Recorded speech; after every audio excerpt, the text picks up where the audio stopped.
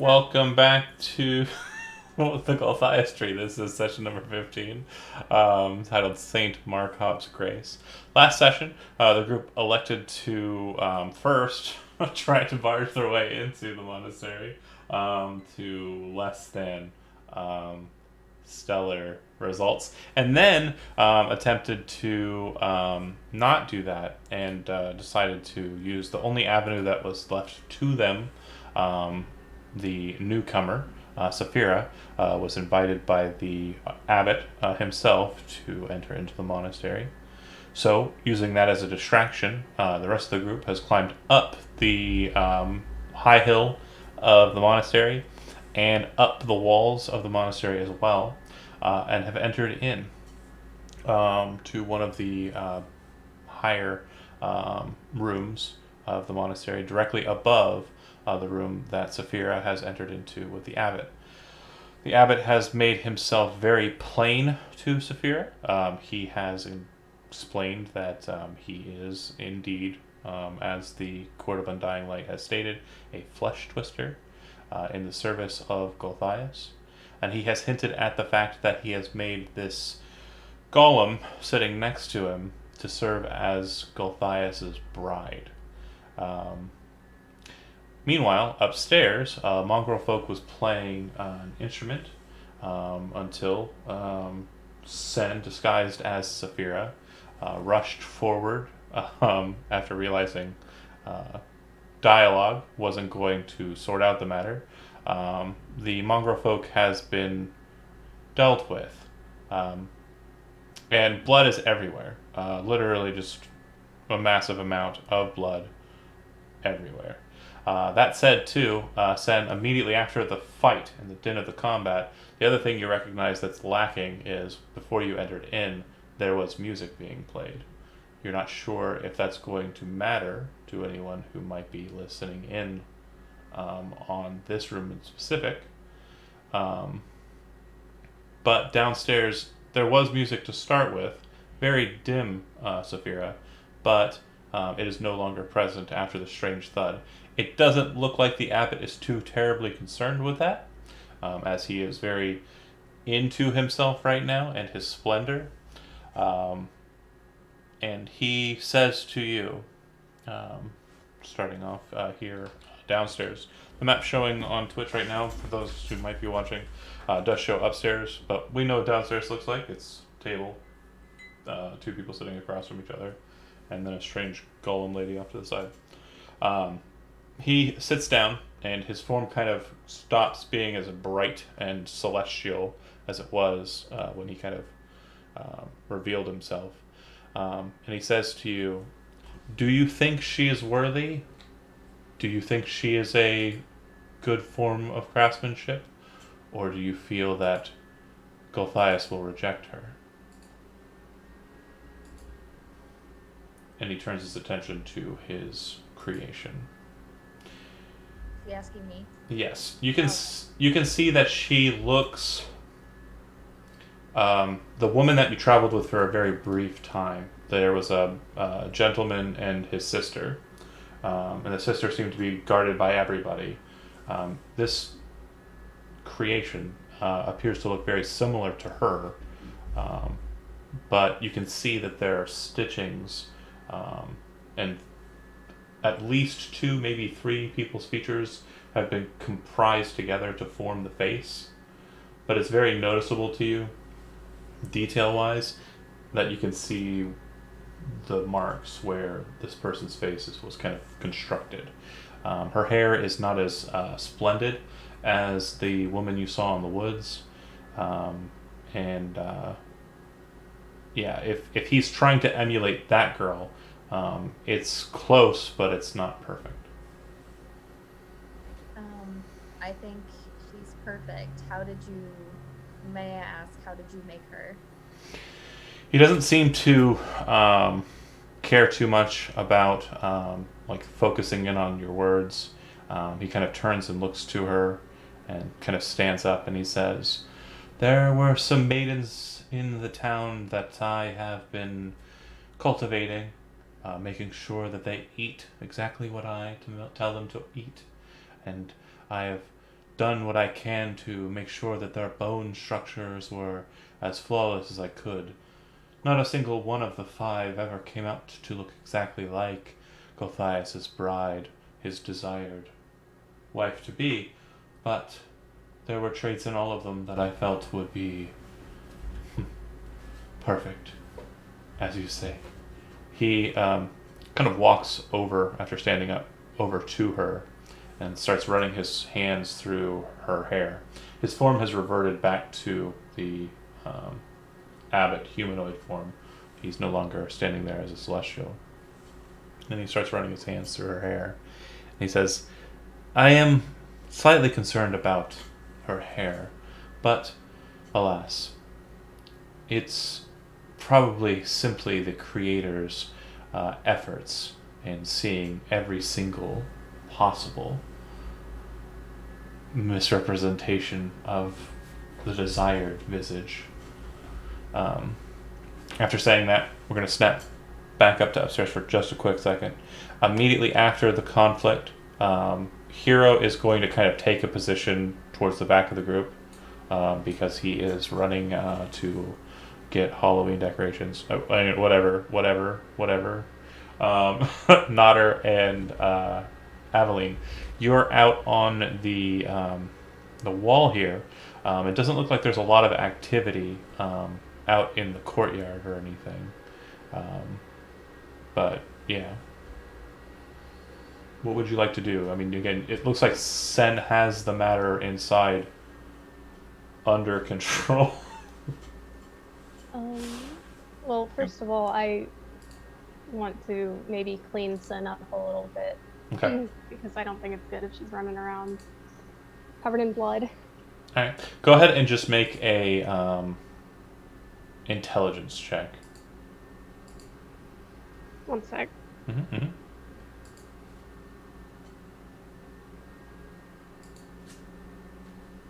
Sorry about that. No worries.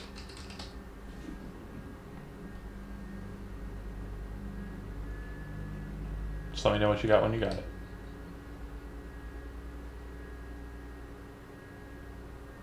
Oh, it's up there. I'm stupid. Okay. Just, yeah, regular intelligence. And that is going to be an 18. Okay. So you immediately recognize the fact that this is going to be a situation where you're going to need to drench the entirety of the outfit. You're going to need to use... as a human being, do not know the specific substance that you want to utilize to get out bloodstains, but I know that there is such a substance that is in existence. Oxide, spit.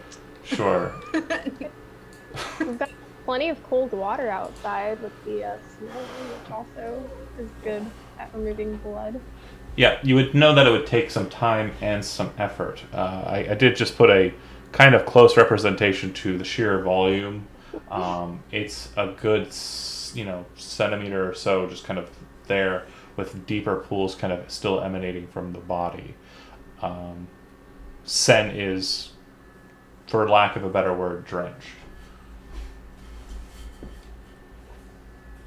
And the worst part is the warmth of the body is, in the couple of seconds that have presided afterwards, has kind of caused, or has kind of lowered itself to a bit more of a frigid state on your body. So, as I said before, the music is no longer playing. The door's a little bit open. Do you, Nodder, what would you like to do? I was just gonna peek in, but Yeah. we're already in. So. It doesn't look like there's really much to anything in this room. If you kind of take a quick perusal of the area, you can go ahead and make an investigation check. Shift click. No. No? No, sorry. It sounded like you were. No. I'm just saying I do want to say, I mean, I do love the fact that you're wanting to clean everything. This one is definitely a full day's job. It's not my strong suit. Investigating things.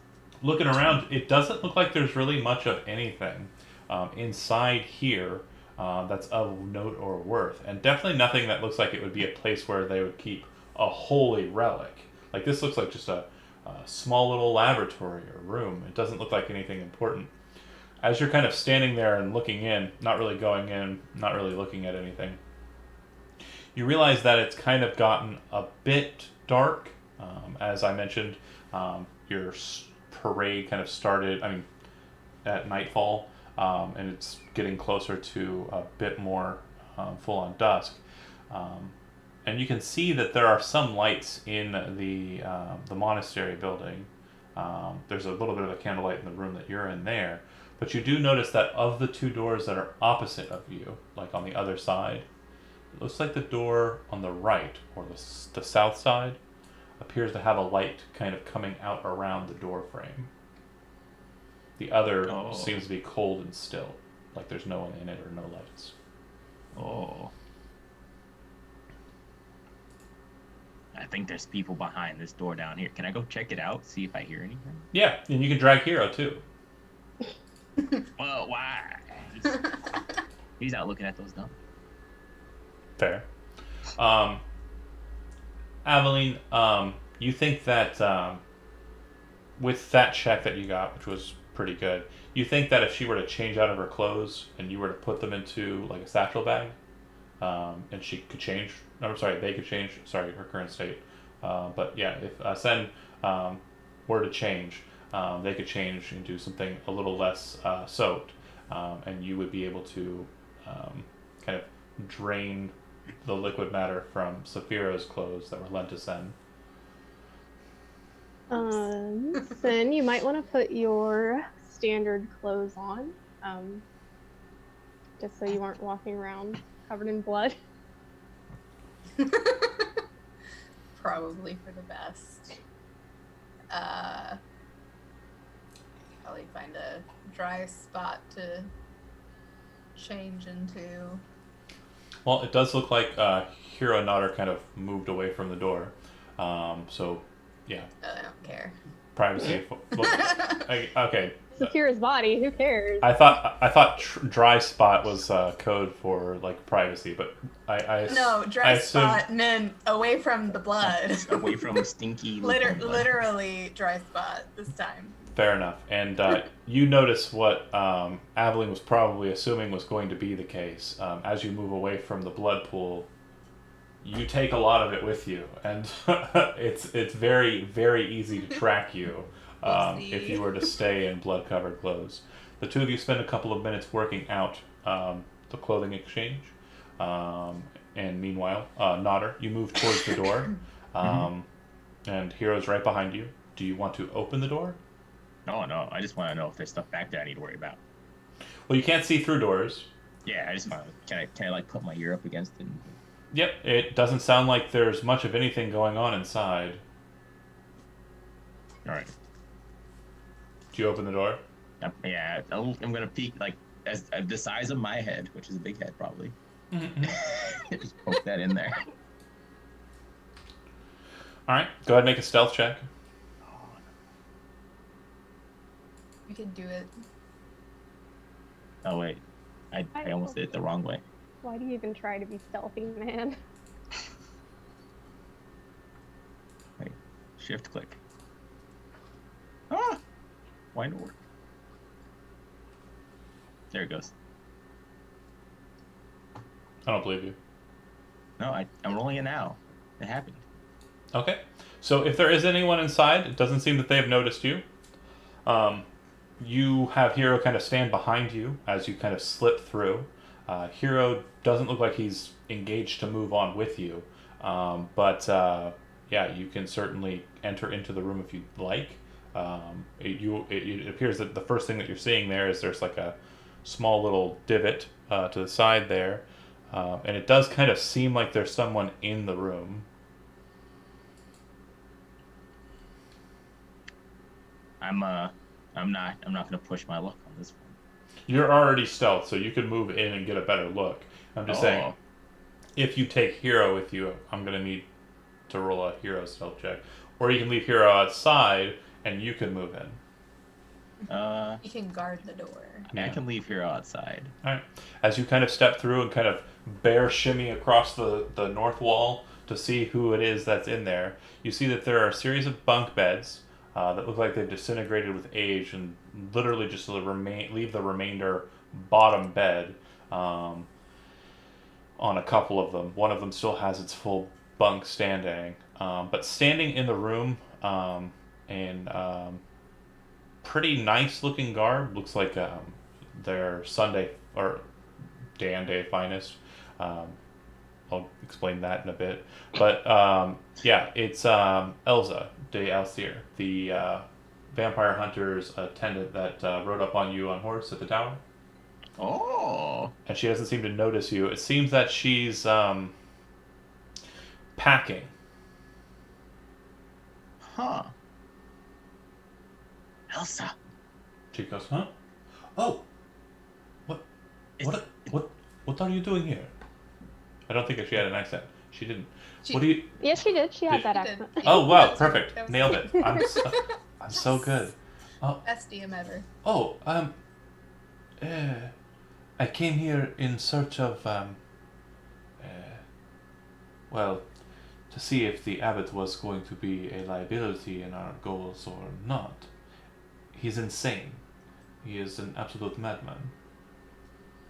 He has built a woman to give to the vampire lord. And I feel like I've wasted my time here. I was just preparing to leave. What are you doing here? We're here to help Aveline, your doppelganger, basically. No, she not doppelganger. They have the same last name. Oh. Alenia. Wasn't it Alenia? Yeah, it was Yeah. Alenia. Oh, wait. I was like, wait, They're like- Emily. I mean, It's like an inversion almost. Anyways. Right. Not everybody in my campaign setting looks like a blonde-haired,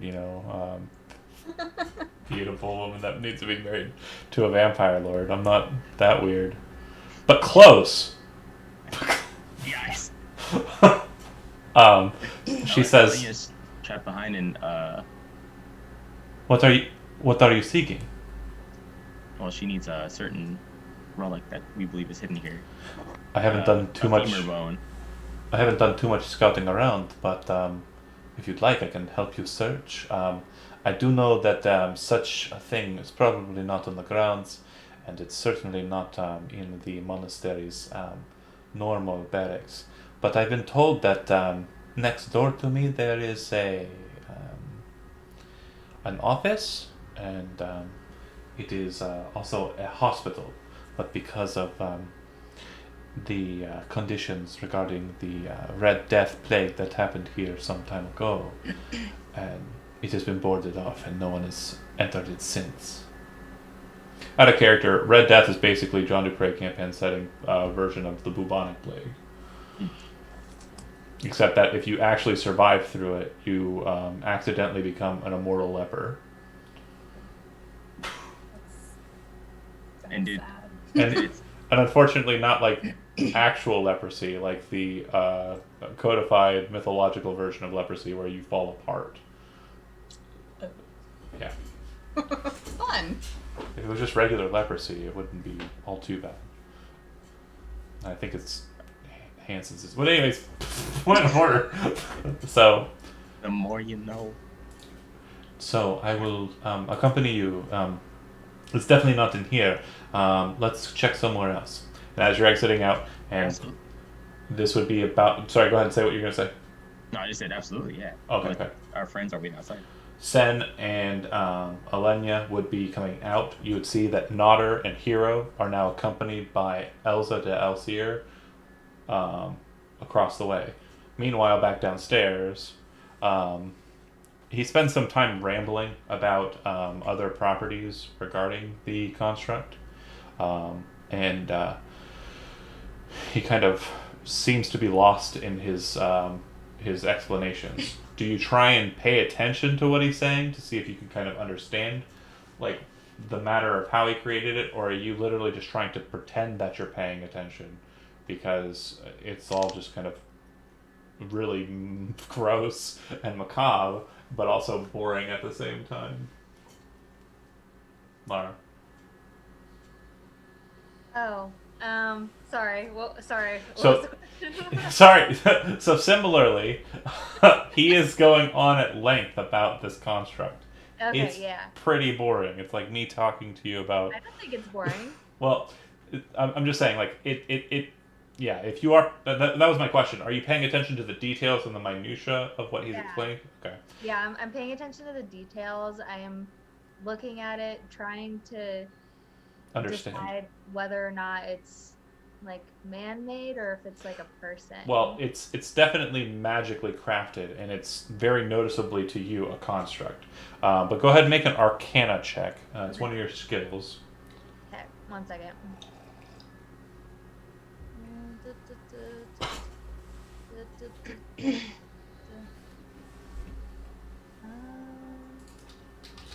Did it do it? Yep, the first one. So 16.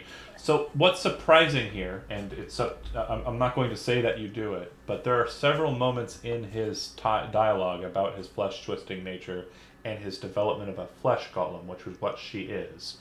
You actually are able to kind of finish his sentences at certain points. Do you have the audacity to do so, or no? Yeah. So I do.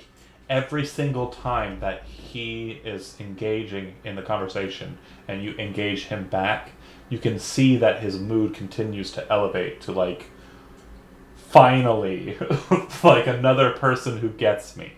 And this goes on for some time.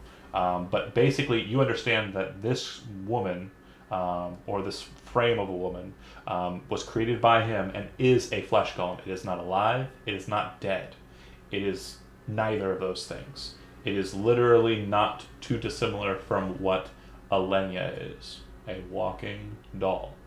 However, this one is made with fleshier parts. Alenia? Or did I say Alenia? I meant Aveline. Aveline. We're all doing it. Names are stupid. Okay, you know what? I'm changing Elza's name back to Alessia, which I had before, so that we're all confused. I hate myself. All right. No. Back upstairs. So Sen and Aveline, you come to Nodder and Hero and now Elza. Oh, hey. Hi. Who are you? Oh, sorry. It's Sen, in a different form.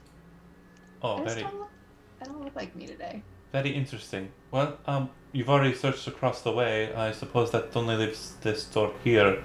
Looks to Nodder. Bears first. Want me to kick down a door? I wouldn't suggest being too terribly loud. If the abbot hears us, he might be wandering the grounds. I think it'd be better if someone else opened it, but I can go in. Well, hold on a second. Elza said the abbot might be wandering the grounds. Oh, he's downstairs. What do you mean?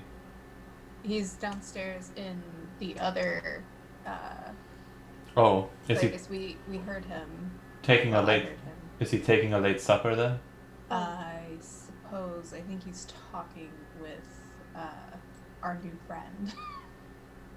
You sent someone in there by themselves to speak to the abbot? He's insane.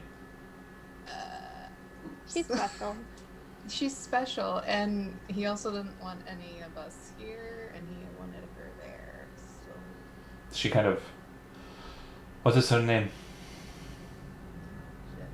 what's your character's name? Zafira. Zafira. Zafira. She's a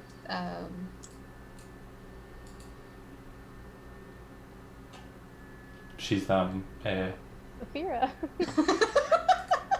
Okay. she's special. I don't know how to describe it. Not too far from where you've all entered in, up on the battlements. Katria, the bitter heart that was traveling with Zafira, is still just sitting there, kind of cautiously, and has been keeping watch in the middle ground for you. She looks to Elza, and Elza looks to her, and Elza says, "You have a broken heart with you? That is fortuitous." Katria nods. Yeah. And She's Elsa with the returns. person downstairs. Well, if she is that important that a broken heart would travel with her, then I will see to it that she is defended. I think I have a possible excuse as to why she might have to leave the abbot. Otherwise, she might be down there for some time, or she might be dragged upstairs to be experimented upon if he finds any features of her favorable. I apologize. Blonde hair. I apologize, Nodder. I will be leaving you to your um, perusal of the grounds. I will go and I will see if I can't interject myself in the dialogue, as I am currently a guest of the abbot's. Before you go, what kind of crazy is the abbot? Very What crazy. flavor? Very crazy. You saw the people on the grounds, yes? The ones with the strange warped features. He is the one who made them that way. There is a woman that he has crafted from the parts of girls he raised specifically in hopes of selling her off to Gulthias as a bride. So, like he harmed people? yes. So you can see that it's very important that I go and I assist your compatriot. Good luck on your search for whatever it is. I will make sure that your friend Saphira is taken from the ground safely. Out of character, as she's walking away, does anybody have anything to say to her? Yes.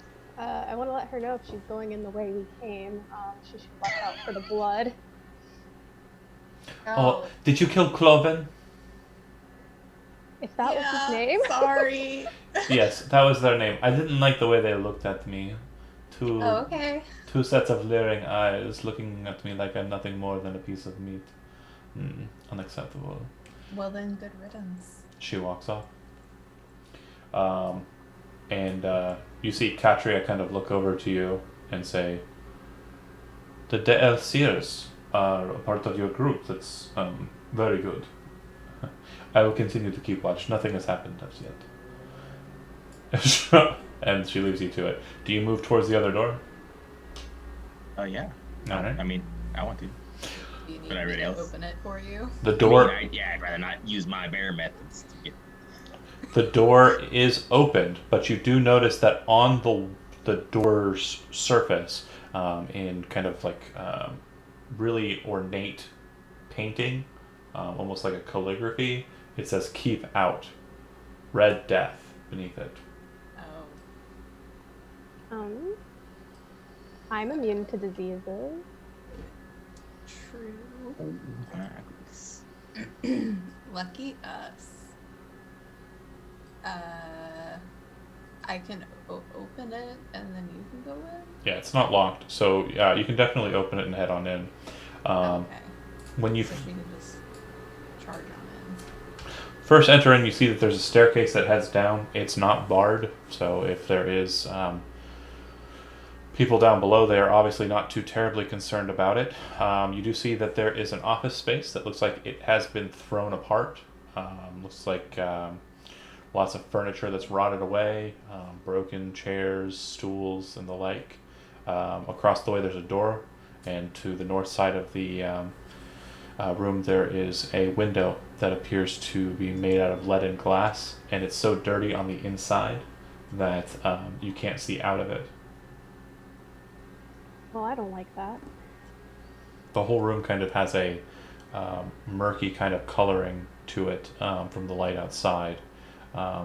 It's the shadows are kind of long in here and twisted and strange, but the door on the opposite side doesn't appear to have any markings or barrings.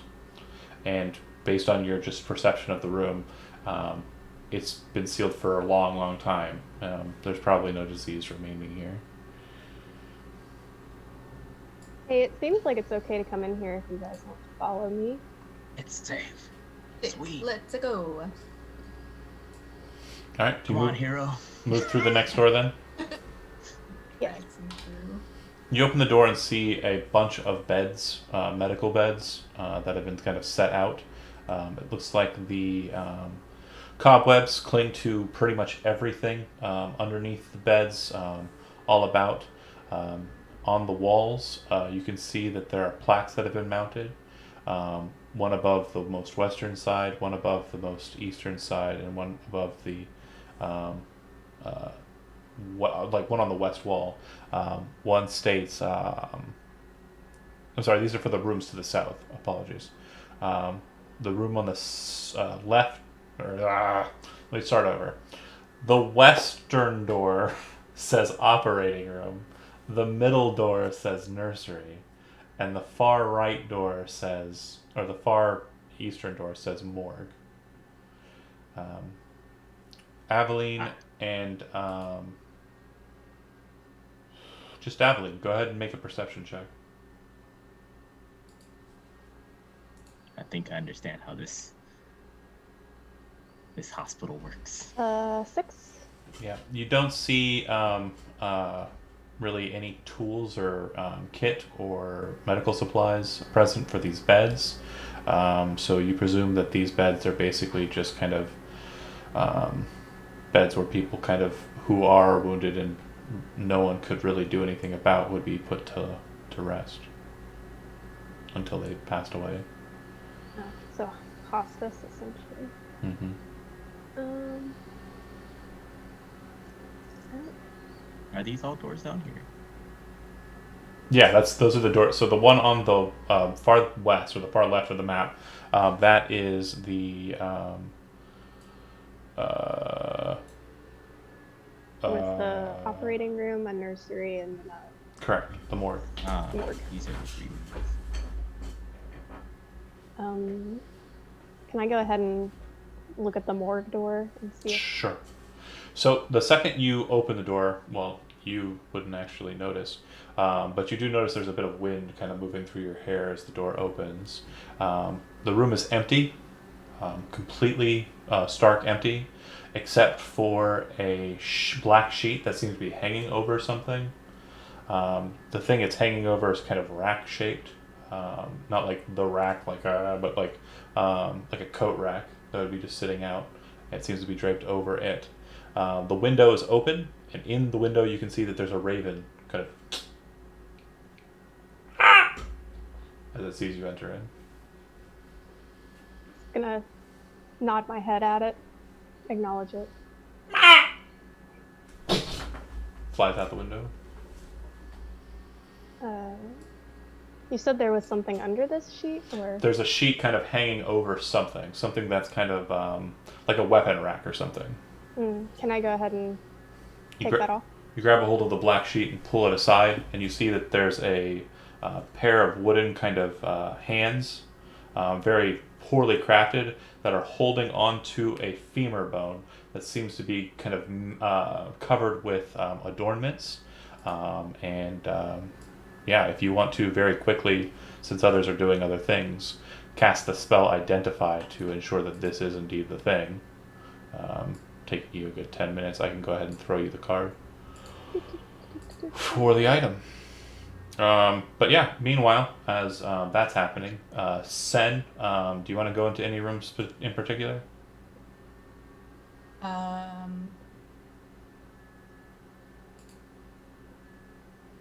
Check out the operating room.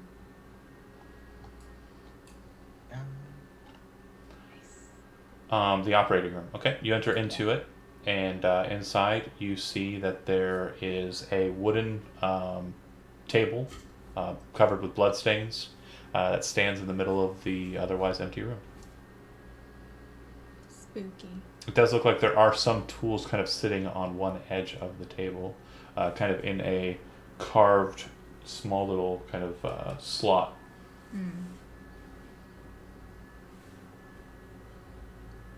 The tools look like standard medical tools. Okay. It looks Nothing like there's the note, though. It looks like there's the contents of a healer's kit present among them. Might take that. Might or do. Do. Okay. The second you kind of touch the table to kind of pick up the items, screams start to fill the room. A scream that echoes through time.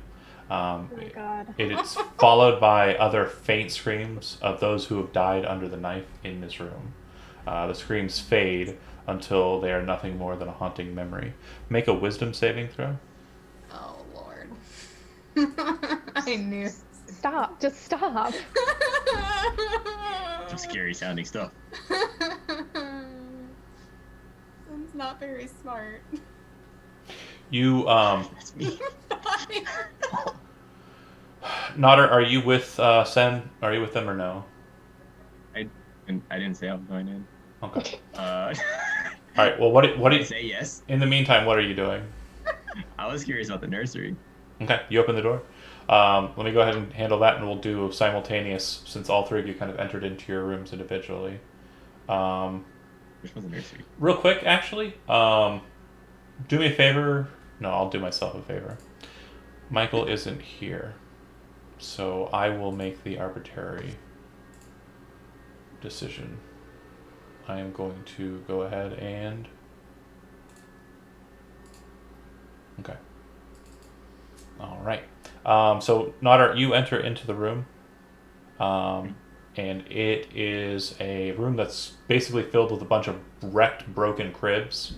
There are several mirrors on the walls here, and one in particular, as you're kind of walking and looking into the room, you kind of see something out of the corner of your eye, and it looks like one of the mirrors had a nurse standing in it, kind of looking at you, possibly holding something in a swaddling cloth, and then seemed to walk out of the frame of the mirror. One specific mirror, a mirror on the western wall. None of the other mirrors have their crazy weirdness, but this one seems to. You kind of, out of your corner of your eye, you see her for a second, and then she kind of walks away. Oh, this is spooky. Meanwhile, anything behind that mirror? you hear almost like a scream come from Sen, but it's very quickly silenced. And Sen, as you're kind of like touching the thing, you feel dragon hands kind of holding your mouth and holding you close. And in a Michael voice, it says, "We're trying to be quiet."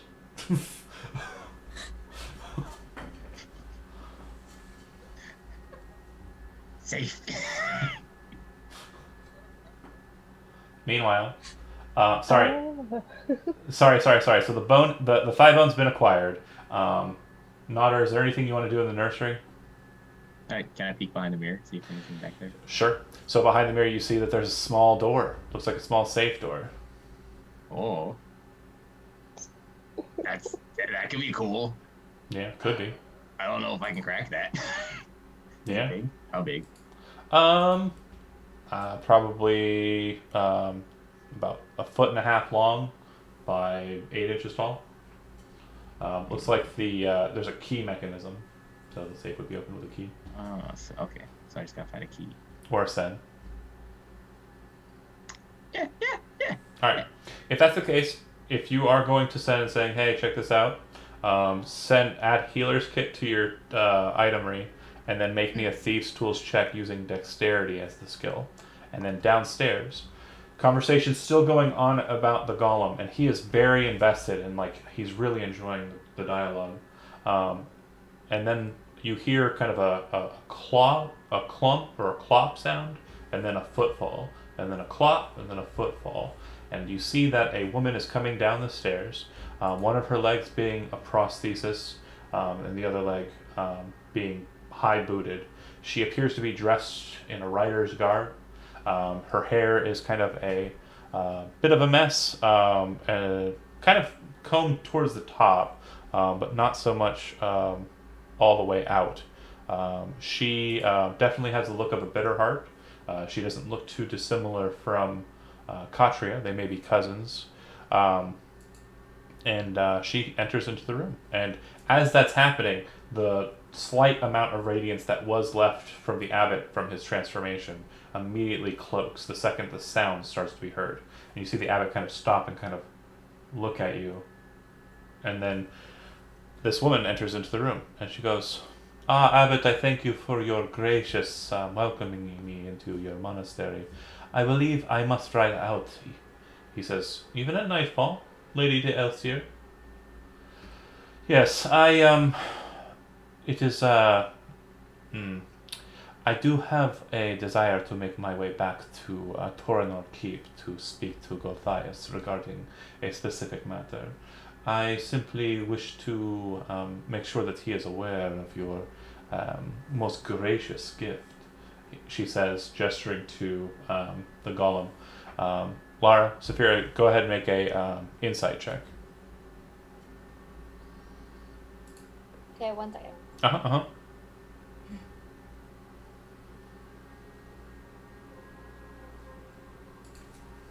Oh. Okay. Oops. Okay. So she seems genuine. She, too, appears to be a connoisseur of fine art. And she says, so I'll be on my way. If you had someone who was perhaps leaving or making their way to Toranorki, perhaps someone who is new to the Vale and needed someone to maybe vouch for them, she says, gesturing to Saphira. The abbot's face kind of looks stern, and then he becomes like a little bit more open. Lady de Elsier, you have once again surprised me. You do me this honor. She has just arrived. She is the closest thing I think I will ever have to a sister. And I am hopeful that if you are to take her to Gulthias, he will be most approving.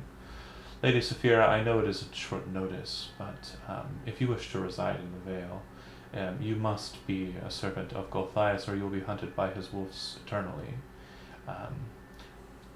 Lady de Elsier is a servant, a bitter heart, one who is able to walk through the Vale and about, as I'm sure you are aware as you made your way into the Vale. But she is on good graces with Gulthias, and she also probably needs some protection of her own. There's word about of strangers doing ill matters to the servants of Gulthias. You were leaving with your friends soon, I presume, since I wasn't willing to submit to their demands. Yeah, I think I'm going to leave with them. Well, I would suggest instead leaving with Lady de Elsier. I trust her. I do not know those vagabonds you travel with, and I would prefer you leave with her. You look at Elsa, she looks at you, and she says, Lady Saphira, I promise you, it would be unbearable for me to travel by myself. Make another insight check. You have advantage on this one. Based solely on her well-timed bear pun and your 20 insight, you are aware that she appears to be in league with your friends. Okay, so I seem hesitant at first, but I think I'll take the chance and I'll leave with her instead. Some pleasantries. You know how trying to leave somebody's house takes a decade. Doing the Midwestern goodbye. Yeah. But over a course of about 5 or 10 more minutes, the two of you start to exit out, and we'll get back to you here in a second. Did you give me that Thieves' Tools check? I tried. I just put Dex. And then hit OK? It wouldn't click. Let me see if I can get it to work. Maybe.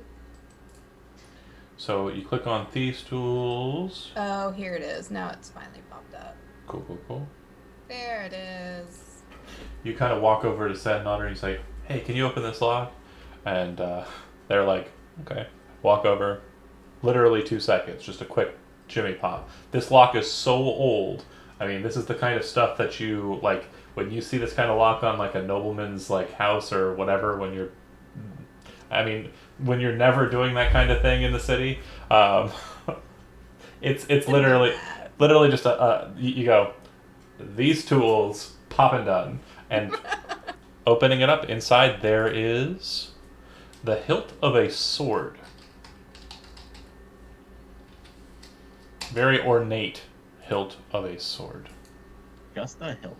Just a hilt. Just the hilt. Can I take it? Yeah. I can. Yeah. I'll reach in there and grab for it. Yeah, it doesn't murder you or anything. Thank goodness. Doesn't make him scream. I was like, if I grab this hilt, does the thing in the swaddling cloth come out with it? Mm-mm. So, I don't know if you're familiar with the Skyrims. Are you familiar with this? Are you familiar with the sword Dawnbreaker? No, Okay. Well, so I'm pleb.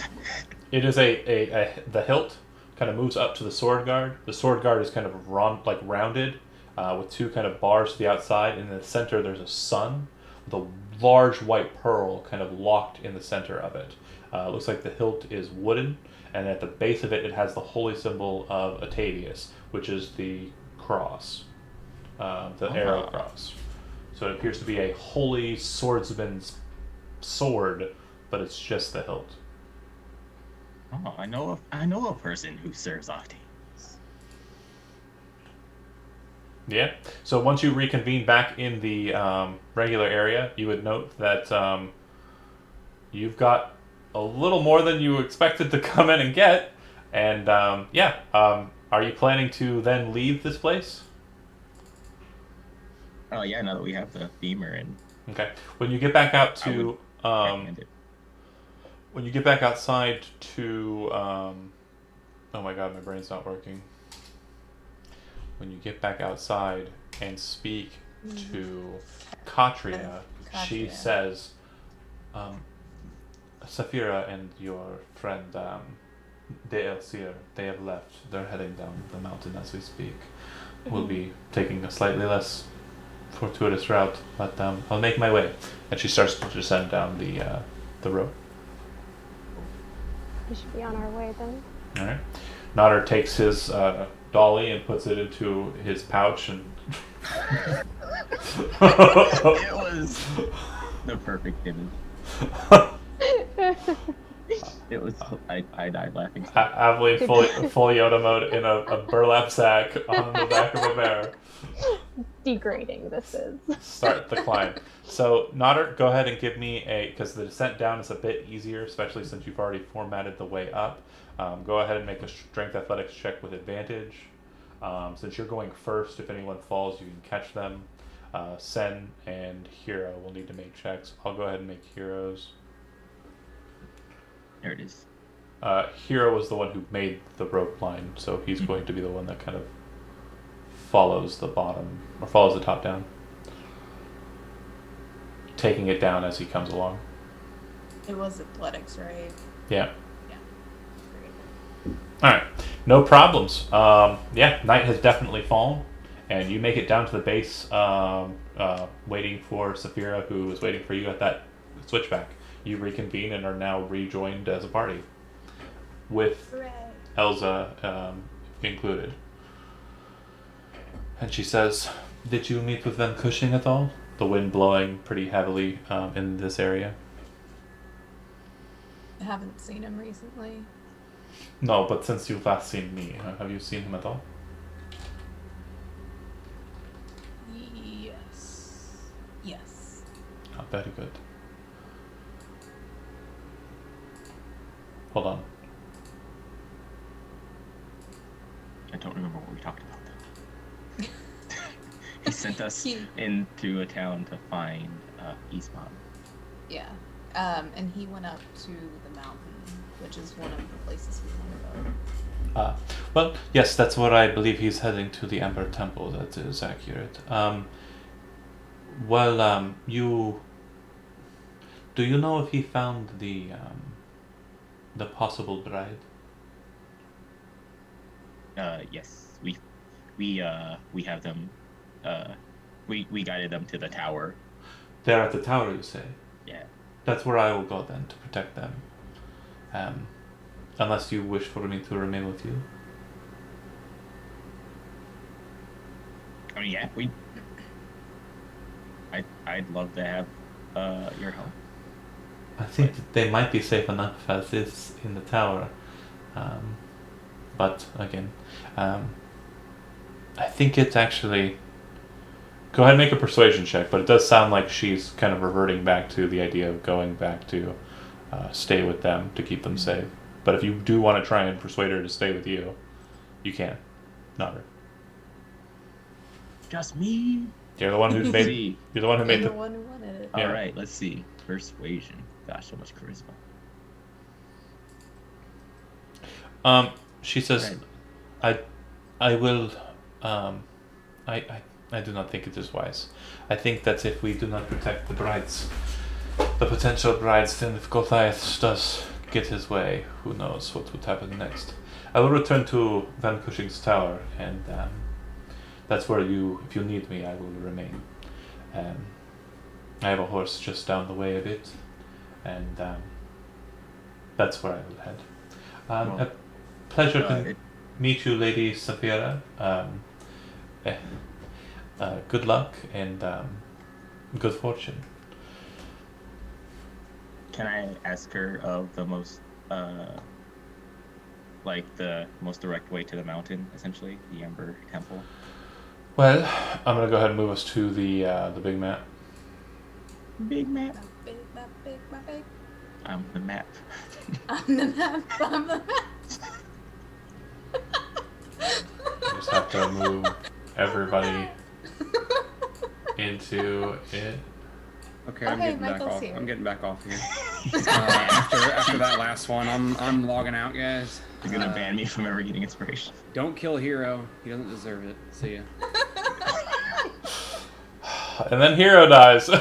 Oh, but hero, you were already a hero today. You remember that there was a place called the Solank Pass, and you remember that one of the crossroads, either directly south of or just near the bridge that crosses over the Raven River, heads towards it. Okay. So just outside is probably the quickest route towards Solank Pass. All right.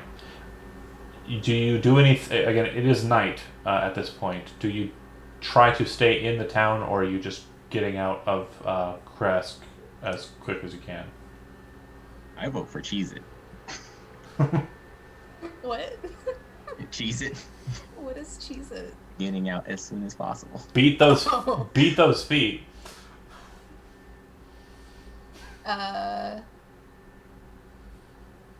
Yeah, we should probably peace out. That abbot was kind of scary. Okay. So, as you're heading Whoever's out, out there we can beat up. Lara, do you want to remain in Kresk or get out? It sounds like they're wanting to go to the temple on the mountain. Yeah, let's go to the temple. Okay. And then the Sabos are AF fucking K. We'll make their own decision, or make their decision for them. So They you're decided gonna, to head back to the church. you think that you could probably make it to the tower, and that might provide a safe place for you to sleep for the night, That and sounds then like a make good your way idea. to the Solank Pass. And that's what Elsa would suggest as well. So if that's the case, I'm going to go ahead and give you a short rest, and we're going to start off at the tower. I do need one thing from you. Pick your representative, whoever you want, and have them roll a 20-sided dice for me. Because Not there's me. still a potential of you running into some kind of Not me. David. shenanigans. It's me. David, It's me. go. It's me. I'm doing it. 1d20 coming up. Bam. All right. Yeah. Uneventful.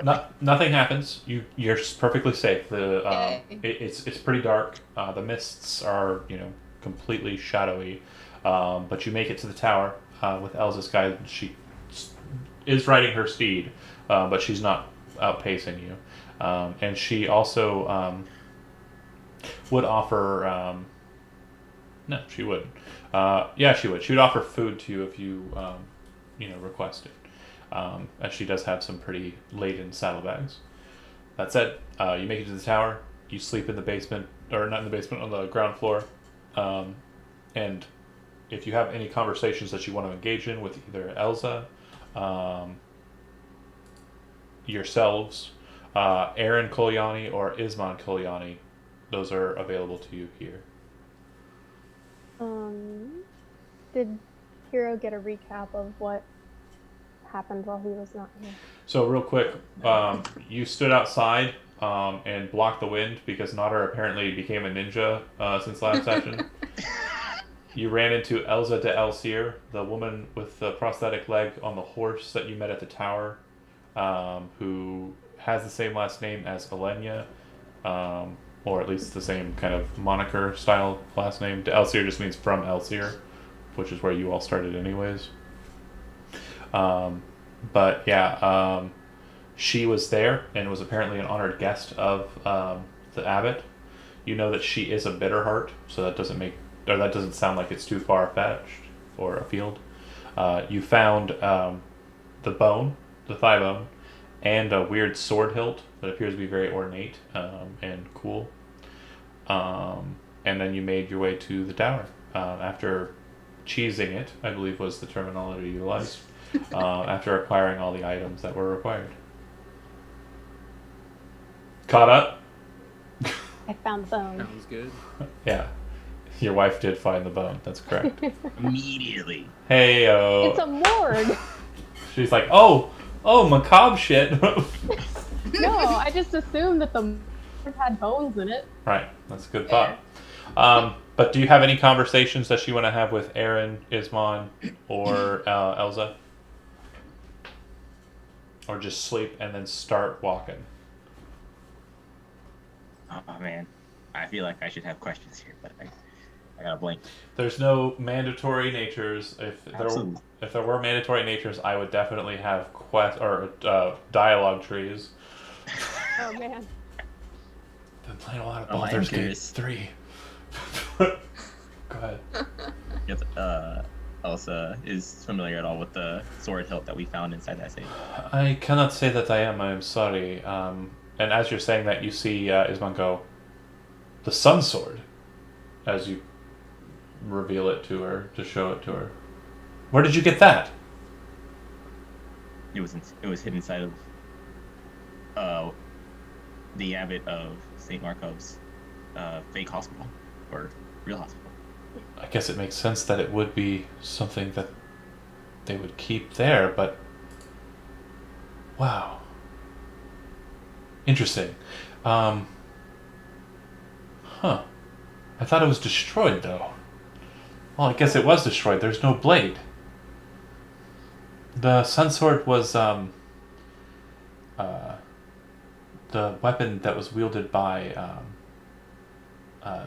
Sergei, Torinor, Gulthias' brother. It was made out of thin crystal, dwarvish in make, said to be as strong as steel. Out of character, this is making people who are aware of Nightcaller remember that Nightcaller is also made out of a similar thin crystal. But a powerful wizard employed by Gulthias up, I think his name was Cardiff, was utilized to destroy the weapon after Gulthias killed Sergei.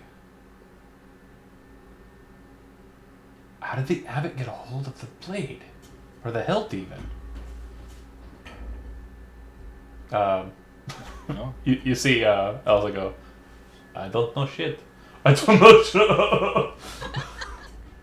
I don't know if it adds anything to it, but the safe we found behind a mirror, which I saw, had... At least I swear I saw a nurse-looking lady and, like, a swaddling cloth. What did she look like? Says Elsa.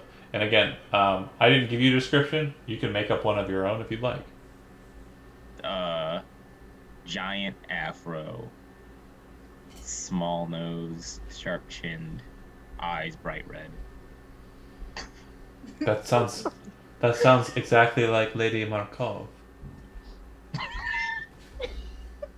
We described this character. That's canon, by the way. Ah, shit, now. I like- describe that, David. I like having a joint storytelling experience, and now the Saint Markov is a white afro, bright red eyes, right? Yes. What other features? You said sharp chin. Sharp chin. Yeah. I don't remember. I said something about the nose. Oh, small nose. Small nose. Button nose. A button. Saint Markov, or at least Lady Markov. She was beautiful. Sounds like it. It was her personality that shined through.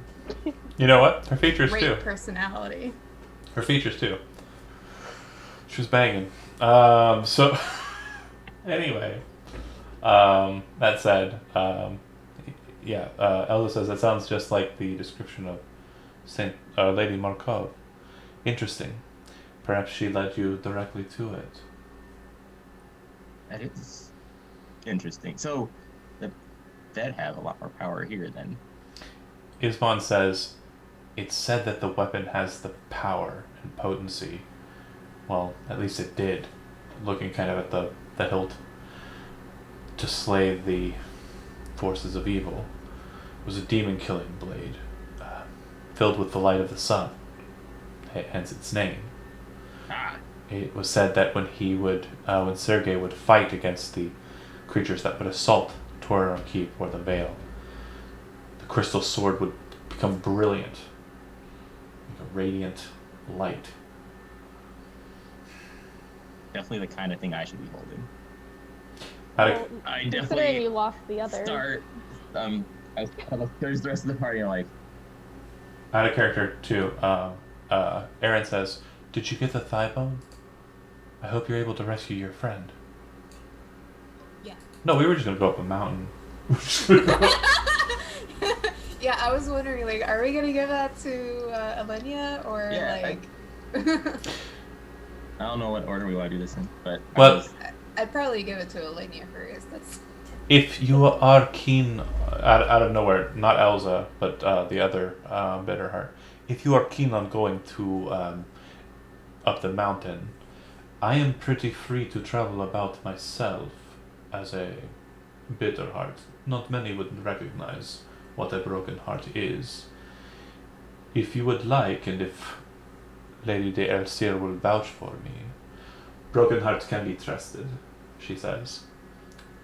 Katria kind of nods her head.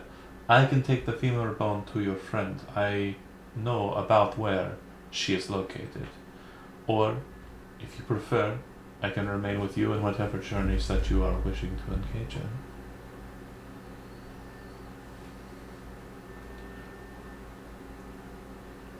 if Elsa is willing to vouch for her, I'm personally willing to let her take the bone to Alenia. And Saphira would know that Katria basically was very keen on destroying Gulthias. Slipped.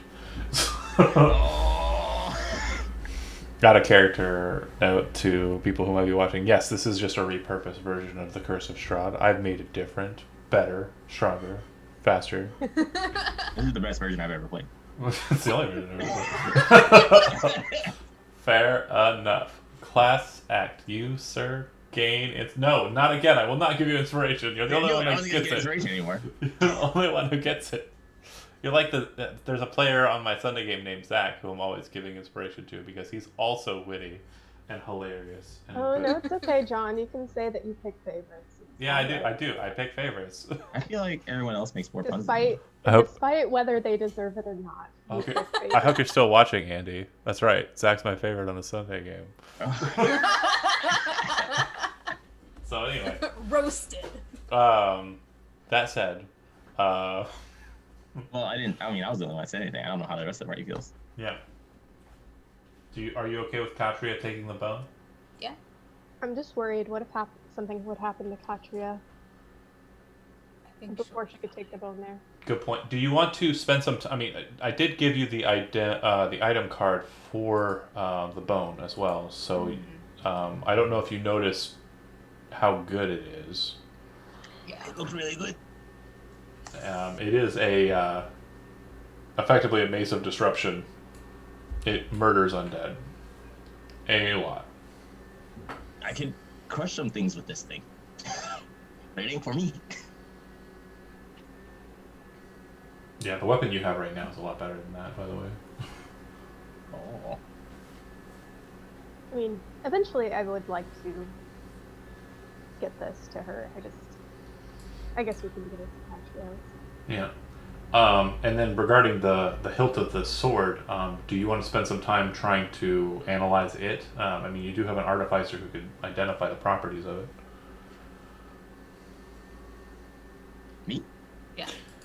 No, never you.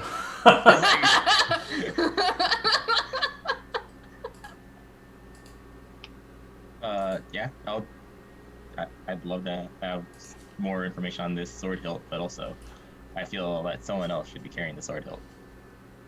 So you don't give it away again. Do you want to identify it, Evelyn? Yeah, I'll just be like, let me take a look at it. Spends about 10 minutes casting the spell Identify. What you would realize is that this hilt is more than it appears to be.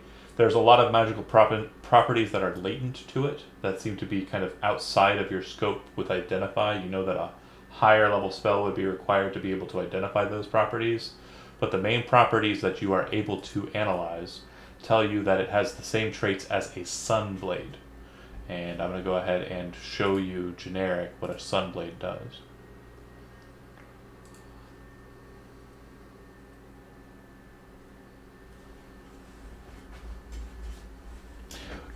Real quick, just surmising it. A Sunblade is just a hilt, so long as you're just taking a gander at it. But you can activate it, and it turns into a blade of pure radiance. It's a +2 weapon, so +2 to attack and damage rolls. It does not do slashing damage; it does radiant damage. And if you hit an undead with it, it does an extra D8 damage.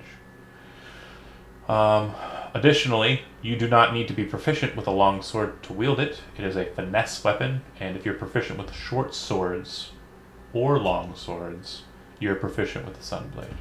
So, pretty much anybody, with the exception of the druid, can wield this.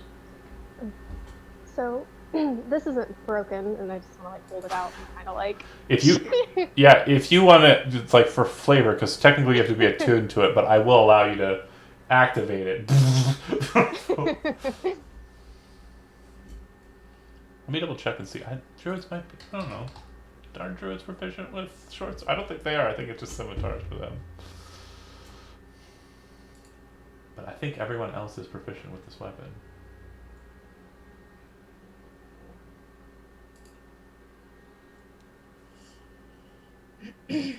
So I'm down to take it, but I have gotten some pretty good weapons already, like Shatter Spike and stuff, and not many others have really upgraded their weapons too many times. So I don't know if anyone else wants to have a longsword style weapon, but if absolutely not, then I'll use it. I'm not opposed to taking it if nobody else wants. Oh, don't get me wrong, I want it. But so I feel like I've taken all the other cool named weapons. So I got like the Vicious Longsword, and then I got Shatter Spike, and I have really good weapons. It would be pretty badass to have that and Shatter Spike, but I'm just letting other people have dibs if they really want it first, because I feel bad if I just take it. Hero, you're a class act. I feel like you're well defended. The rogue benefits from utilizing it because it gives them a melee weapon. The bear already has a pretty sweet weapon as it stands. Tree bar is also pretty handedly cool. The druid can't wield it. I did double check the proficiencies. It's short swords and long swords. The artificer could benefit from utilizing it as well.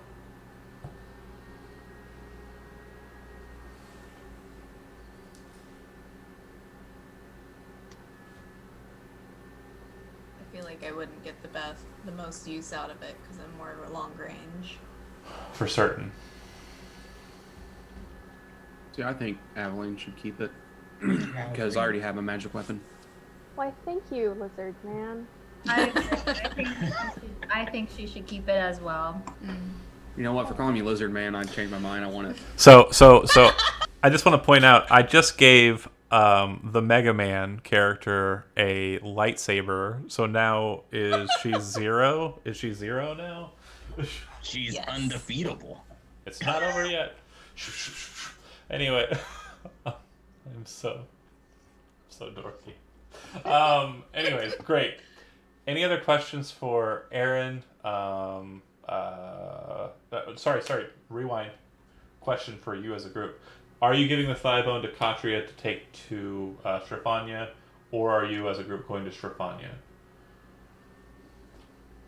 Oh yeah, did we want to go back to Stefania or? I thought we were just gonna give it to her. We could send a message to give Katria the thigh bone and then have her tell Alenia where we will be if she wants to meet up. Absolutely. That sounds perfectly acceptable. If you are headed up the mountain, I will assume that your business will be handled in a better order without us chasing after you. So, I will go and acquire your priestess friend. I will give her this artifact to make sure she's able to defend herself. And then she and I will secret away. I should be able to lead her through, past the Stair Falls, around the base of Mount Storm's Eye, and back to this very tower, which I believe is our current safe space for world defense. Saphira, when you are prepared to pass through the western gate, that is where I will be. I will return here after rescuing this friend of theirs. Elsa kind of says, "It seems that we are just storing all the potential brides to be in this tower." It's like Van Cushing is a very lucky man. Or unlucky, I guess, depends on how you look at it. If these women are half as much a chore as I intend to be with the love of my life. Oh. That said, you sleep, go ahead and get a long rest through, and then we're going to break from there, and that means that Katria, with the bone in tow, will continue along the Old King's Road and head past Volok through to Strafania. And she does know the secret route through Volok because she was with you when you traveled here in the first place, on the way back from Strafania. You lot are heading south. Let me get a map clear real quick. And that's pretty much just going to really reveal the entire southern board edge here, because you've been around. But yeah, that said, you can see the path that you have to go. The Solent Pass. It is quite a distance, as you can see.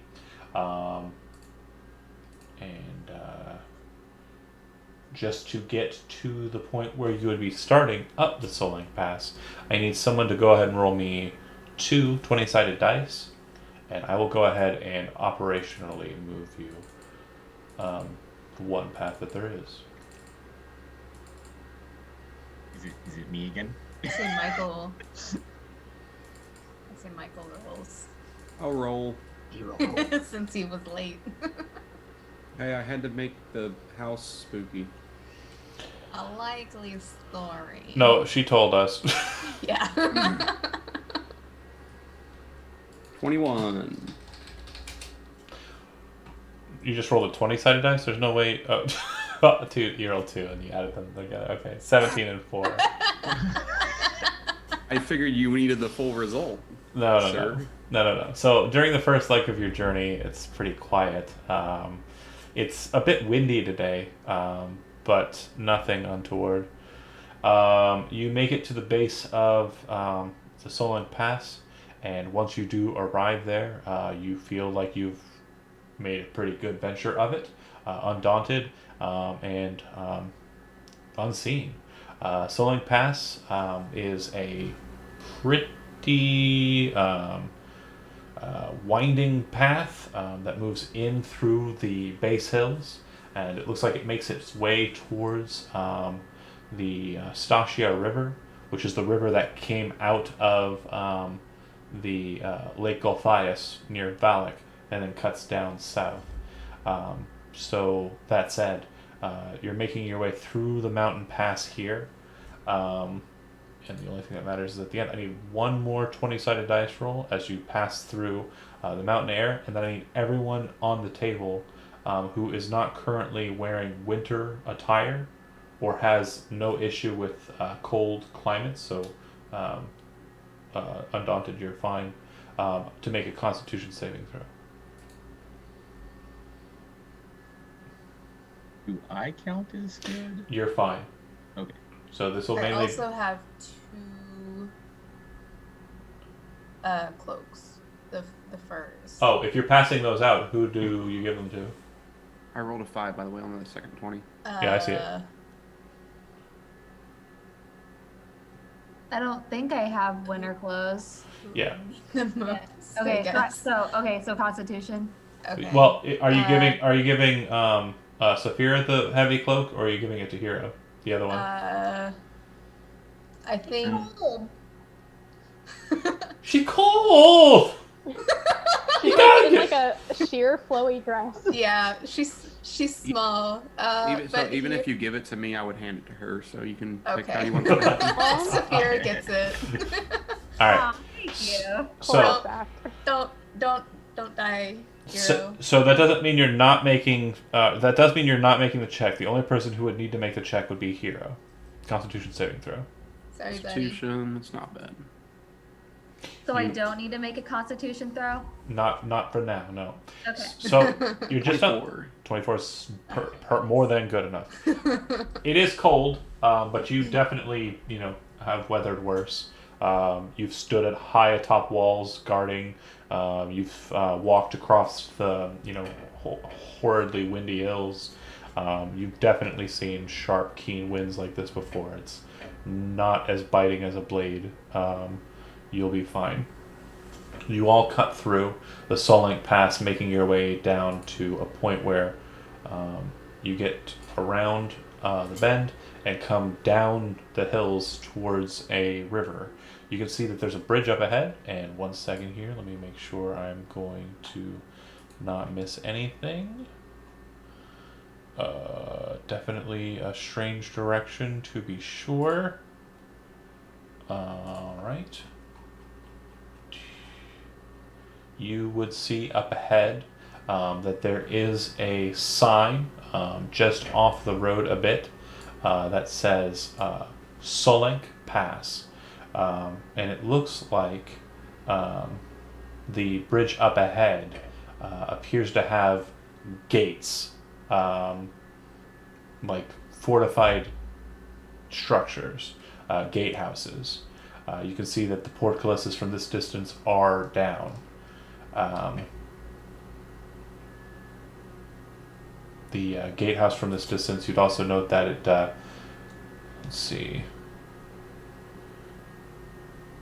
Yeah, there's icy cliffs, kind of that drop down towards the river, and kind of lower points that you can see closer to, like the base of the bridge.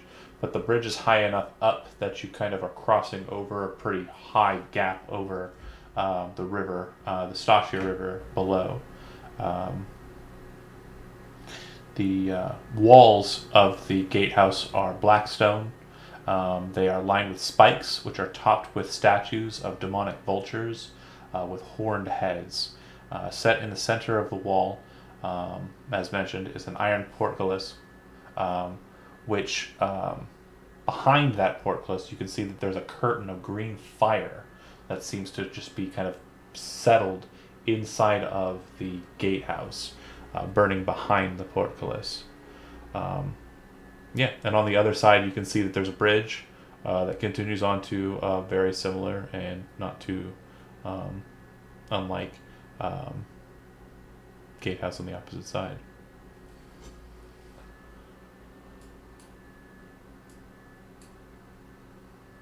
I'm curious about the gatehouse. Okay. Yeah, if you move up to it, like I said, there's a sheet of fire settled inside of the passageway that basically is barring your passage forward, and an iron portcullis which is down. Does it actually like emanate heat? Oh yeah, Ah, yeah, and it's a strange heat. The best way to kind of describe it is it feels like the kind of hot that a hot pocket is after microwaving it. That's too hot. Never mind. But you know what I mean? It's like it's not like a Cold on burned the heat. outside and lava on the inside. Yeah, it's not like a burned heat. It's more of just a present heat. This gatehouse doesn't stop us from crossing the bridge, though. Yeah. Sure does, unless you're going to try and climb down or move off the beaten path into the river. The gatehouse sits on the bridge. The bridge is your passageway to get to the other side. It's like literally on it. Literally. Yeah, I think. Lit. Oh my goodness! I'll give you inspiration for that. That's pretty good. I already have inspiration. Who doesn't have it? Thank you, though. Does everybody in this group always have it? I don't have it. All right, well you got it. You got it. You can take it. You got it now. On Elizabeth's charity. She's giving me inspiration. It's for all of us. It does look like there are definitely different means to try and like traverse the bridge without going through the gatehouse, like moving around the gatehouse, climbing down, and then going across the river, and then up on the other side.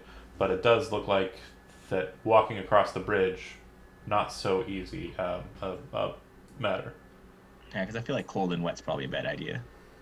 Mm-hmm. It's better than lit on fire, but. Ooh, anyone have marshmallows? So another thing too, the gatehouse is about 30 feet high. The adjoining walls are 20 feet high. Look like they kind of are on connections to the sides of the bridge. There's strange statues up atop. As I mentioned, demonic vultures. Did you say you walked up to see like if the heat is present? Yeah, I Okay. went like right up to it. So yeah, I forgot to mention this part. So once you get close to it, you would actually watch as the gate of the gatehouse, the portcullis, not the fire, lifts up into the air. And it's like a screeching kind of metal screaming sound as it's drawn up. The fire's still there, but the metal portcullis lifts for you. So like I can go through this. No.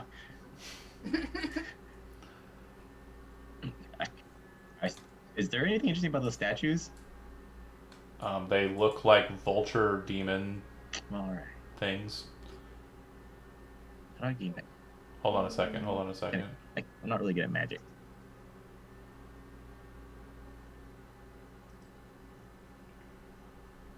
Let me give you an accurate representation of what we're talking about here, because I think I'm relaying it a little off. And I just want to make sure I give it the due diligence which is required. Bear with me here. I'm putting you all on a map. A new map. A new map. Bear with you. Bear with me. It'll never stop. It will never stop. So That's all this game is now. Ever since I created this character. I just want Okay. away. And I love it. It's fine. So We'll always have to go toe to toe with these puns. apologies. What I mean to say is the sheer ice cliff is on your left side and continues down to the ground below, which is some 100 feet down. Some 500 feet down. The portcullis I mentioned in the gatehouse is the very first thing that you see before you even get to the bridge. You saw on your approach that the bridge is up ahead. The bridge having its own gatehouses, so it would seem. This gatehouse, this blocking gatehouse, is the one with the portcullis and the green fire.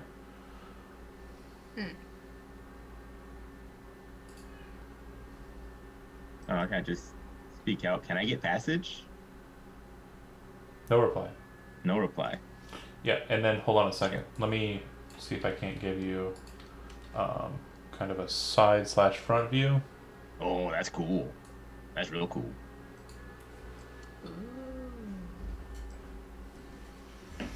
Yeah, so the gatehouse proper is the tower there to the side, and you can see that there appear to be 4 heroes kind of up on the top there. And if you'd like, you can make a religion check to see if you can identify who those heroes happen to be. I can try. Okay. Although I'm not very religious. Very. You're barely religious. I'm barely religious. That's true.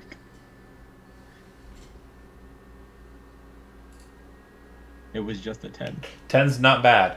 It's a pretty common circumstance. You recognize one of the four heroes. There's a hero that stands with a lance and wears the armor of the human soldier and knight. His name is Averiu, also known as Saint Averiu. He's one of the gods of the Elvish pantheon, although the elves refer to him as just a saint. He is the hero of legend who used his lance to rip out the heart of the dragon queen Ashmedea and kill her to end the War of the Sword and Serpent, which a callback to earlier sessions. But yeah, the icy cliff is going to be hard to climb. The icy cliff is going to be hard to climb. Both sides there. Definitely a bit of maneuvering would be required in regards to that kind of thing. Or you can just walk through the fire. Can I throw one of my lance? Can it, like, just try and toss my lance so that half it lands in the fire and see how it reacts? Sure. Yeah, go ahead and make a range attack with the My lance. yeah. Or not a lance, it's a javelin. It's the same thing. Yeah. Yeah. So you hit the mark, you watch as it hits the ground right in the fire, and you watch as the whole thing just becomes engulfed in green fire, and then just become blackened and charred, and then become ash and fall to the ground very quickly. There's no What? jokes about this heat. It's real. This is an illusion in my mind. Is there any feasible way we could tell how to maybe stop the fire? Make an Arcana check.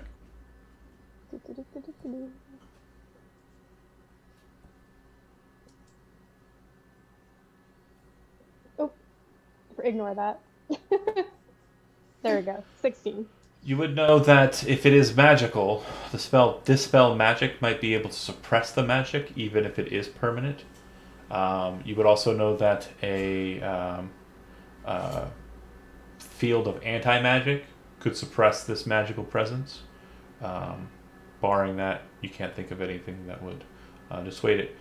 Potentially enough cold damage to the frame of the curtain to dispel it, temporarily suppress it, halt it for a moment. It is fire, so the things that would stop fire.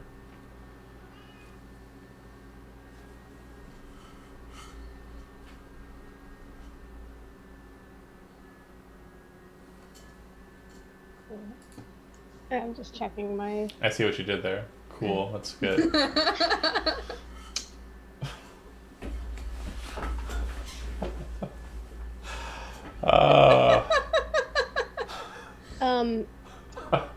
Would it be out of the question? I don't know if Magnify Gravity could kind of just suck the wall of fire into nothing. Make me maybe a perception check. Okay.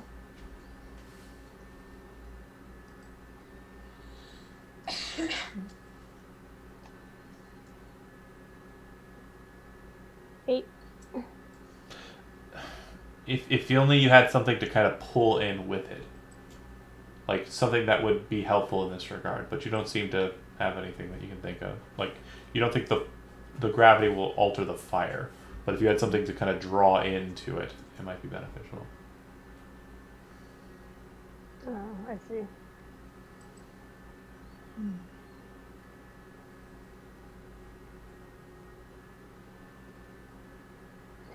So at this stage, you've got the fire in the path right in front of you. There's the icy cliff to the south that drops down. There's the icy cliff to the north that heads up the high rocky hills, because you're not even on the mountain yet. You're still technically in the hill area proper. So yeah, you could, as you please.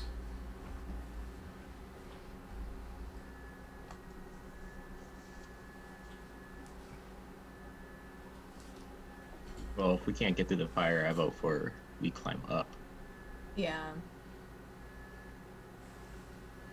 to avoid getting.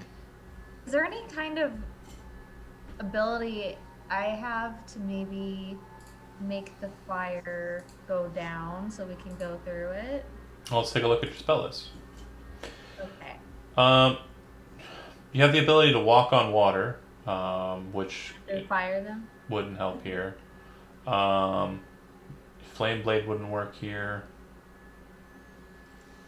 There are no animals that are very assistant. Gust could possibly do something, but it's pretty small bursts of wind that you're throwing here. You could attempt to shoot a gust of wind to kind of puncture a hole through the fire, but it literally would be seconds that would be kind of popped open.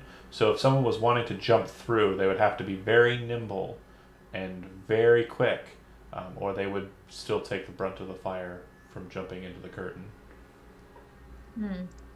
Okay.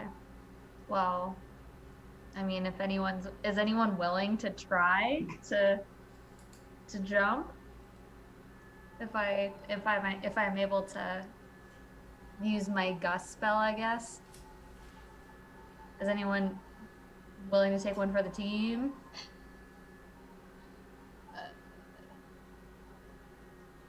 I don't really think, unless we can all, I don't really know if sending one person through is a good idea.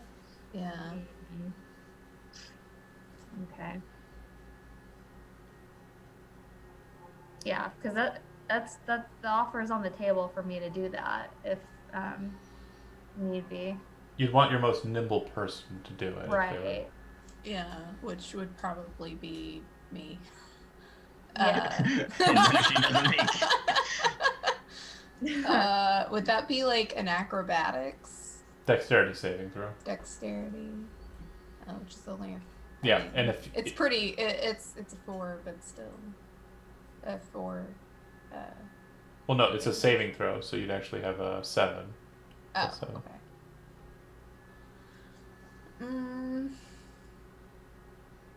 What if we like shoveled snow into the fire?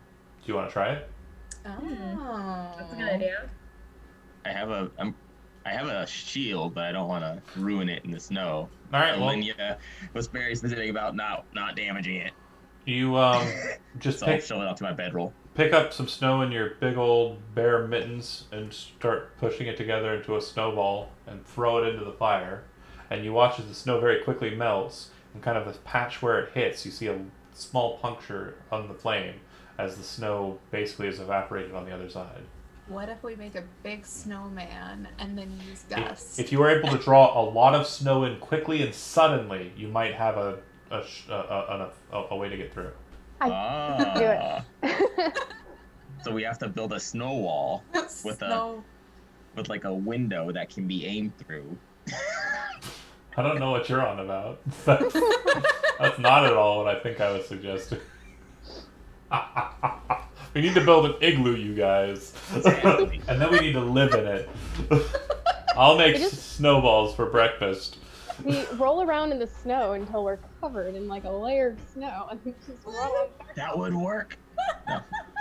You're... No, I don't. That's too cold. I will complain the whole. I wouldn't like it. I mean, It's talking about like, so we make basically a snow window, like a snowman, and then use Gus to help push the snow into the fire, and then wouldn't it help I was a thinking little bit more time for Sin to get through? Like, I was thinking building like a snowball, and then I could cast magnified gravity on the other side. To shoot it through. And Yeah. we just follow it. Ah. And then we just follow right behind it. Or magnified gravity might even just pull us through as well, but Do you want to try it? Sure. All right. So who's building your snow ammunition? All of us. All right. You start kind of moving towards the snow nearby. It's not terribly deep. You start realizing that it's probably not going to build too much of a thing. But as you're kind of looking for ammunition to fill it, you realize that the walls of these cliffs are basically covered with sheets and blocks of ice. You're You very, can take those off. very, very capable to get a nice mass of ice and snow right there in front of the green flame curtain. One thing you do notice as you move away from the portcullis, once you get outside of 10 feet of it, if there's no one near it, it drops down again. But then when you move back up to it, it just drives itself back up to the top. That's it. Automatic door. You move a bunch of snow and ice next to the green flame, and then you're going to cast Magnify Gravity to shoot it through, potentially to the other side. And everyone's going to dart after it to try and jump through the hole that's shot through it. Okay. It's our current plan. It's not the worst plan. It's not the greatest. What I would like for you to do, Aveline, is go ahead and roll a 20-sided dice. Good God. And the rest of you, I would like for you all to make initiative checks. Oh, Oh no. I think I did it right this time, so my initiative should pop up. Let me get the table out. Alright. Lord. Don't forget to select your token and then click it. Oh, hold on a second. I'm the worst. Oh no. You don't look German. I see what you did. Okay, hold on. Remove all turns. Select all you folk. I don't really actually need you to roll. So we got. I don't need the turn order. I just need to know what your results are. Okay, so it looks like we've got. Okay, perfect. So 19, 7, 5, 10, 22. Oh, no, not 22. 10, 18. Okay. All right. And then on your 20-sided dice, you got an 8. Right? Stephanie? Yep. Okay. Yep. All right. So the plan has been discussed to the group. The preparation is ready. And you watch as Aveline basically calls for the signal and slams down her hands to cast Magnify Gravity. You watch as the ice snow in front of her. You see this kind of wall of just like almost like a shockwave pushing inwards appear in front of her and drag the snow across the ground, slamming into the fire and disrupting it, creating this opening in the wall of flame. First on the docket, you watch as Notter's like, oh, go time. Bear straight through and then kind of slide and slip on the other side as there's a bunch of water and ice that he's now running across to get through. It's cool. You then watch as Aveline, kind of following her casting, kind of just pushes her hands backwards and kind of shoots on forward past the wall of flame, Naruto style. Nice call that. Good initiative. Hero, you run through, but you can feel the wall kind of regaining its substance just as you're making your way past it and through. You're literally making it the moments before it shuts. Because you are all running and going through, I need Elizabeth and Lara to go ahead and make a dexterity saving throw. So if you look at your character sheet there up at the top left side, you should see it says your ability scores, but right next to that underneath your proficiency bonus, you should see it says like all your stats again. Dexterity is the one I need. 21. All right. And 15. Okay. So you're both moving through, and for a second there, Sen, you kind of hesitate, like, whoa, like, this is shutting real fast. And as you're kind of hesitating, you watch as Saphira kind of, like, dives through, like, straight on in, and rolls on the other side. The flames kind of licking behind her as she does so. And Sen, you kind of do so, but that hesitation kind of caught you for just a moment, and you can feel the fire burn into you. Yay. You take 16 points of fire damage Oh. as you pass through. But you feel like it would have been twice as bad had you walked through or it caught you fully.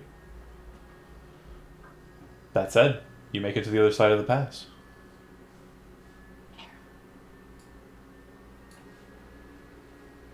Yay! I mean, do we have any healing? Do we still have potions? We have 2 healers. One's a very good healer.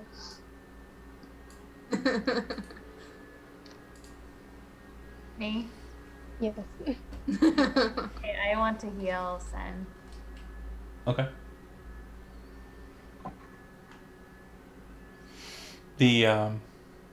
To the rest of you, the gatehouse proper stands to your side. The door appears to be shut and barred. It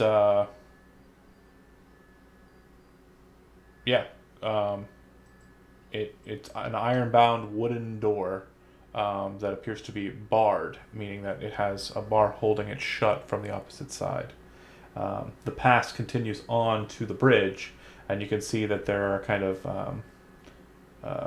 gate entries to the bridge, standing on either side of the bridge proper. Those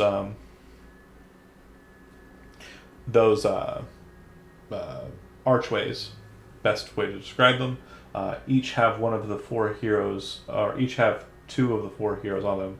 So a total of 4 heroes, 2 on each side of the bridge. Am I completely healed? I don't know, how much did you heal her? Oh, Lara, did you say you were going to heal her? Yeah. So what you want to do is on your character. Medicine check? Well, no. On your character sheet, you see where it says your hit points. Yeah. Scroll a little bit down. You should see something that says Cure Wounds. Do you see it? Yes. Click on that, and it should ask you what level you want to cast the spell at. If you want it as big as you can get, you want to cast it at 3rd level. If you want it kind of middle ground, 2nd level. If you want it lower, 1st level. Let's do 3rd level. All right. So you get 9 hit points back, Sen. Cool. All right. Do you wish to mess around with this tower, or do you want to continue on to the bridge?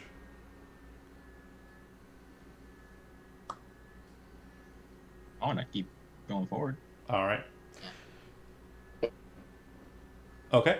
As you're approaching the bridge, you all kind of see a shadow kind of move across the mountain surface, the mist kind of darkening in patches up the mountain a bit. And you see the shadow for what it is. It appears to be the shadow of a very massive bird. And when I say massive, I mean its wingspan is probably in the neighborhood of 60 to 80 feet. Moving down the mountain, and it looks like it's heading towards the bridge. What would you like to do in response? You're kind of probably, if you're just moving towards the bridge, it's probably closer to right about here when that happens.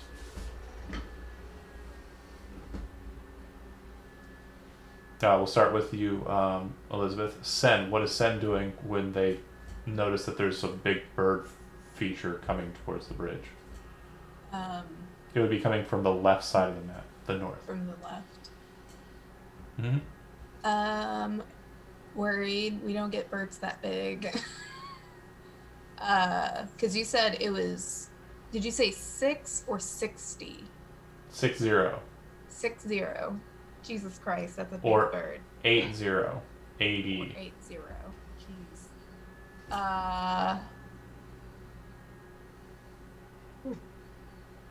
Keeping my eye on it and heading close to that tree because it's a big ass bird. Lara, without rolling anything, you know that the potential of what this creature is it's probably a roc. R-O-C. Rocs are massive birds of prey who typically hunt cattle or pedestrians and have to eat quite a few to maintain its diet. But rewinding back to Sen, you said you were hiding in the tree? Yeah. Make a stealth check. Okay. David, Sen darts off and hides behind and / under the tree. The tree is coniferous, kind of like a big Christmas tree. So Sen's probably kind of ducking, and they're kind of like hiding in the branches and the needles. Mm. It's probably not enjoyable, but it's probably more enjoyable than being picked up by a rock and devoured. Yeah. I'll go stand behind the tree. I got Okay. a 10. Um, you got a 16. We're giving advantage Oh, for this. 16. Yep, you got time to do it. So, hiding behind the tree, Nodder. Mm-hmm. Go ahead and make that stealth check. Michael, looks like almost half your group is currently hiding. Yeah, I'm just gonna follow everyone else. Make a stealth check. There it is. Adeline, Hmm. do you want to hide in the gatehouse? Do you want to hide in the trees? Do you want to hide in the snow? How deep is the snow? Not very. Not very. Maybe 6 inches. Maybe wouldn't that be enough? If I wanted to like bury myself in the snow near the tree. Be like that sand spider. Yeah, just.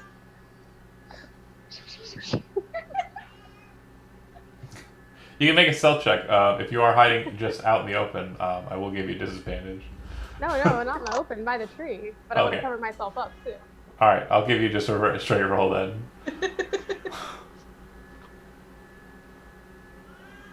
Would it even like register me as a living creature though?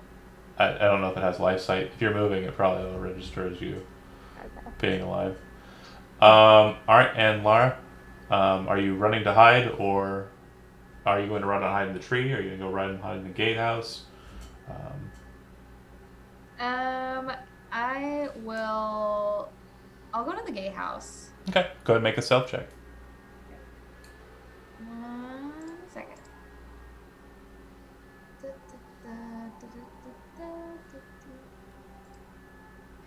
Solid. All right. Are you check marking these before you roll them? Is that what's happening? Yeah. Don't check mark the ones that aren't supposed to be check marked. I'll go and double check that. I love you. Oh, sorry. Yeah, it being check marked means you're proficient with it, and yeah. So, Even I want none of them check marks. No, not. I didn't say that. I'll fix it here in a minute. Okay. Okay. I love you. Don't worry. Okay, so you move up ahead, and you hear a loud come from above. Those of you who are kind of moved to the tree watch as this massive blue and white bird with a massive kind of like yellow and orange beak comes down and lands, slamming down onto the stone bridge up ahead. Its eyes the whole time seem to be kind of peering at the tree, but you're not sure if it sees you all or not.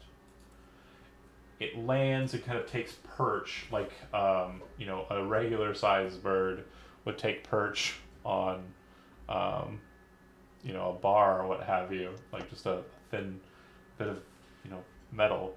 And as it hits there, you can feel the weight of it just looming directly ahead of you. Saphira, it takes up a lot of space, and it's just there, like present. Its eye kind of snaps over in your direction, and you kind of move into the gatehouse a bit more, no longer trying to look at it. It doesn't seem to catch your attention, or you don't seem to catch its attention. It kind of looks around for a bit, and sits there for a while.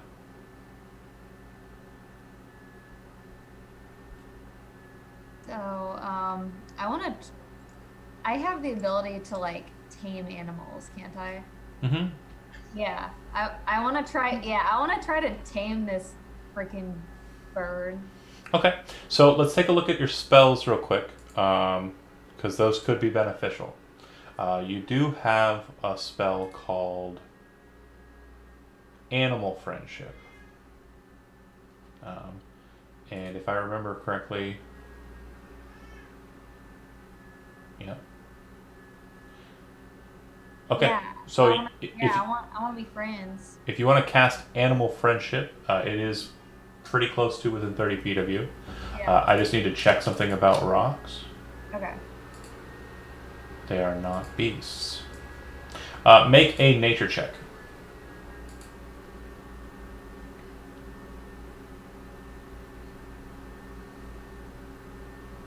And let me know what you got. That one you would have check marked. All right, I'll give you advantage for that. So 17, because you are pretty savvy when it comes to animals. A rock is not a beast. A rock is a monstrosity. Rocks are not natural. They are supernatural creatures. However, you do feel like you might be able to try and speak with it by utilizing the spell Speak with Animals.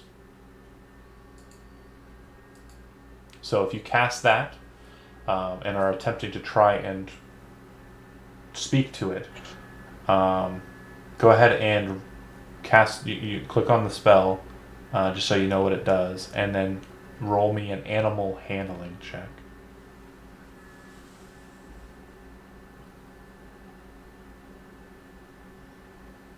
Should I cast it first and then do a animal check? Either way is fine. Okay, hang on.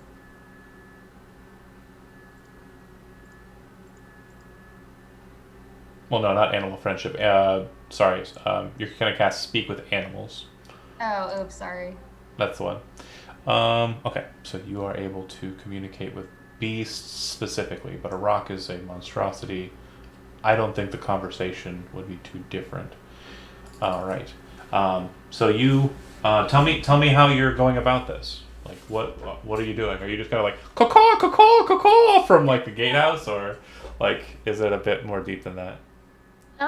It's a bit deeper than that. I try to make eye contact with it and try to speak through my soul. You know what I mean? At first, Like, you kind not of with words, but just having like an understanding with it, saying I am, basically trying to convey that I'm not trying to harm it. the first thing that happens is you kind of peer out and kind of look at it, and you know it keeps on kind of glancing in that direction every time you shift and move, and you kind of force your hands and perform the druidic motions as you speak the druidic words to cast Speak with Animals. It kind of watches you wearily, but then as you kind of lock eyes with it after casting the spell and are staring at it, it kind of lets out a "Ah!" and you kind of calm and then speak back to it in a bird language, which seems to catch its attention.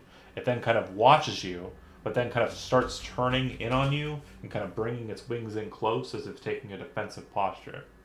You kind of lower yourself down to it and step forward, and it kind of steps back just a little bit and then kind of opens its wings just a little bit.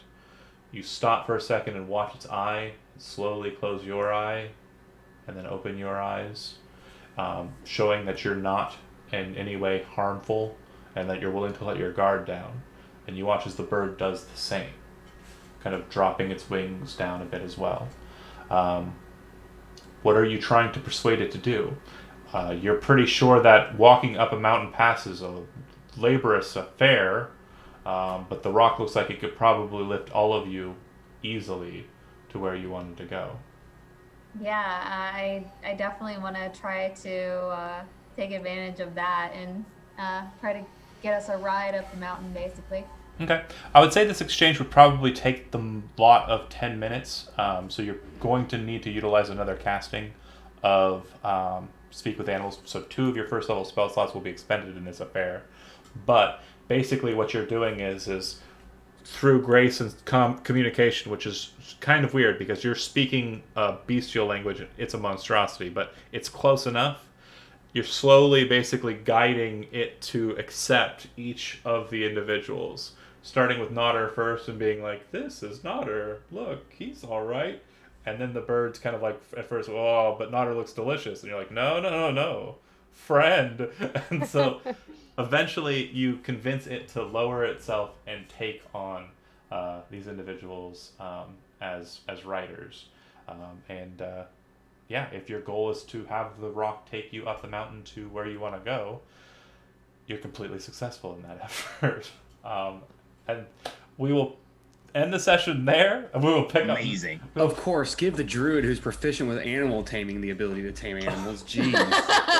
So, So You real could call us the writers of the Lost Rock. real That was really bad. Sorry. real quick future note. So this is an exchange that is an animal exchange. It's obviously not. It's a self-serving creature. So in that, I mean, you have explained to the bird, you're just going to take us up the mountain and not kill us, and for that we will never come back and around your territory ever again. So it's not.